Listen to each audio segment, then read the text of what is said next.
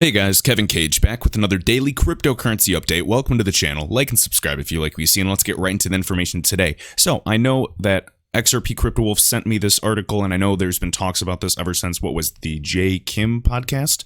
And if you guys have not seen that, it is on Bank XRP's YouTube channel. Just type in Bank XRP. It's an hour or 2 hours long, has many of the top leaders at Ripple, just answering some great questions for everybody if you want to learn. But again, that's kind of why I create these short videos, because some people don't have 2 hours to sit around and listen. So again, right here, Ripple pushing for $2 trillion of XRP liquidity in the correspondent banking system, says CEO Brad Garlinghouse. Now, some of this article is actually taken out of context. This is not kind of what they had in mind. They mean as a starting point, and they're going to work their way up gradually. So really quick, just so you know, obviously we want to reduce the pre-funded accounts, these Nostro Vostro accounts, and it says, and here's the quote, "There's 10 trillion pre-funded in accounts around the world, which is effectively the oil that is facilitating the engine that is correspondent banking. And this correspondent banking network is archaic. Now, the oil has to be there or correspondent banking will not work. Now, if we can reduce the amount of oil, they reduce the amount of capital that's sitting in those funds, those just-in-case funds, in all kinds of different currencies in different countries, which costs the banks plenty of money, that improves the efficiency of the global economy. So we feel like, bit by bit, we're going to be able to take that 10 trillion down to 9 trillion, to 8 trillion, and so on." So that's kind of where this article got from. See how we went from, 2 trillion? Guys, ideally, they want to reduce and get rid of pre-funded accounts altogether. So it says this is a journey that will take many years. So he's being conservative, obviously, setting the standard.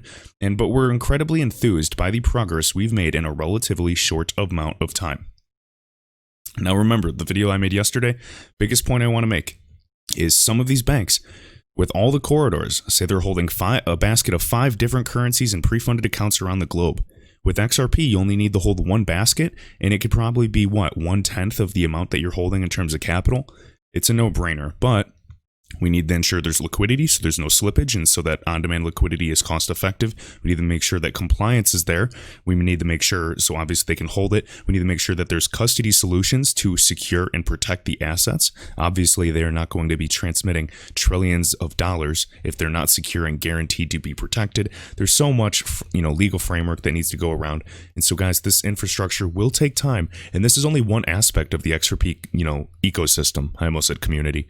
But again, guys, there's so much going on. On-demand liquidity is a marathon, not a sprint. That is why I'm looking at the bigger players such as R3, and I want to touch on that right now. So I know a lot of you already know this, but there's some things I really want to rationalize with you. So 2016, these are some old clips on Ripple's website. We already know of this, and this is I Am Legion, so thank you for sharing this little thread.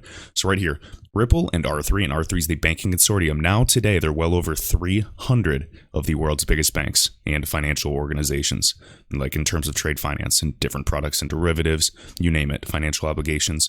So they team up back in 2016 of October with 12 banks to trial XRP for cross-border payments, so as a settlement mechanism. So R3, obviously, with 12 banks. So I'm curious who these 12 banks were, but let's just kind of look here. So R3 member banks involved in the trial, we got Barclays, we got BMO Financial Group, CIBC, we have National Australia Bank, we have Nordea, Royal Bank of Canada, Santander, obviously as an investor, we have Westpac, Scotiabank, all these groups. Now these banks, some of the biggest banks in the world, were testing XRP for settlement rather than relying right here on Nostro accounts to hold various currencies around the world. Banks can enable real-time value by using an independent digital asset. So they're already exploring in 2016 at least, if not sooner. And now this is just the news that we have. Now this blockchain-inspired alternative due to correspondent banking provides on-demand liquidity, dramatically reducing associated costs. And that, there's a lot of associated costs, operational costs. There's less of a systemic risk because there's not many points of failure when you utilize XRP compared to the correspondent banking network.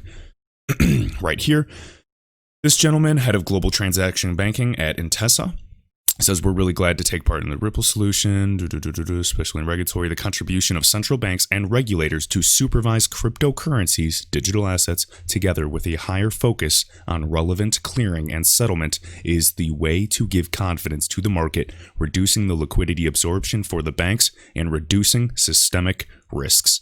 Funny thing is, I didn't even read this earlier, so, boom, hammering the point that I just hit. All right. So again, guys, we had banks testing this in XRP, and remember, R3, probably because of the successful testing in the past, they named XRP the settlement mechanism for Corda, their Corda application. They didn't name any other digital asset. They said that there could be more that will be added in the future, but XRP, because of the testing, because they work with the system, with regulators, and is very regulated, and obviously the most superior digital asset to date, and we provide organic liquidity, and it's been around since 2012, and because the XRP ledger, the consensus mechanism is just superior to all things that exist. It was literally the second blockchain ever created that was outside of the proof of work concept. There's just so many things to why I'm bullish to XRP, and by watching, the behemoths that are backing it. Right here, Michael Val, 5 links. I know we already know about this, but Ripple backed web monetization platform Coil has partnered with Outvoice, and they are another freelance payment solution. So pretty cool. We're going to see more and more expansion, just like this. So again, Bank of New York Mellon aims to go live as soon as possible on the trade finance blockchain. Marco Polo, we already know Marco Polo utilizes and is, Marco Polo that is working with R3 and Corda Settler. No surprise there, along with the Voltron. So basically these two groups. So look, we see on-demand liquidity growing with trials in R3. We see Coil expanding with other partnerships. And obviously not every investment's going to work out.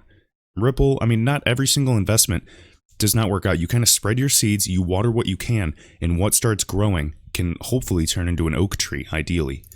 All right, and then the same concept with R3, with Corda. We want these big players really having the proof of concepts locked and loaded and starting to send real money.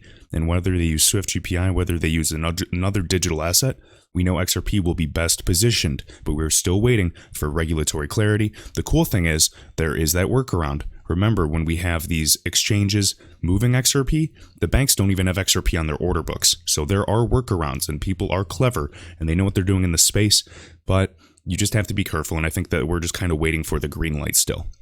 And so potentially on-demand liquidity kind of serves as the beginning to establish that liquidity, slowly rise the price, I think with another speculative bull run and some other factors as well, creating the demand for XRP as the price goes up. Then these bigger players will be able to, when XRP is, a couple dollars again and so on, then it'll be able to scale to those higher prices, sending higher payments and become a more liquid solution. All right, guys, let me know if you have any questions, concerns, and I will see you in the next video.